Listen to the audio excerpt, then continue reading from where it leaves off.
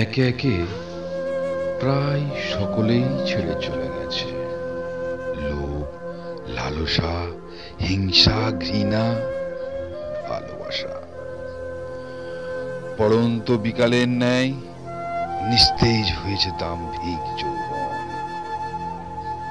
এমনকি অহংকারও বিদায় নিয়েছে প্রত্যাশাহীন বিপরীত প্রত্যাখ্যাতে। এখন আমি আর আমিত্ব মিলে আমরা একা। কারণ খুঁজতে গিয়ে মনের গহীনে এক লম্ব ঝাঁপ দিলাম, আবারও কাটাকুটি খেলায় মেতে উঠলাম। একটা করে ঘর কাটছি আর এগোচ্ছি, আকাশ উঁচু উন্মাদনার বারুদ। অজান্তে সময় যখন অসময় হয়ে গেল, চোখ মেলে দেখি কেউ নেই। পাহাড় উঁচু প্রাচীরে হাসি আটকে গ্রাস করে এক রাস হতাশা।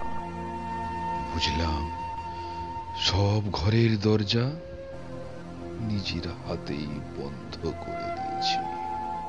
বসন্ত বিদায়ে পলাশ ঝরে গেছে, শ্মশান শূন্যতায় অনুতপ্ত মন।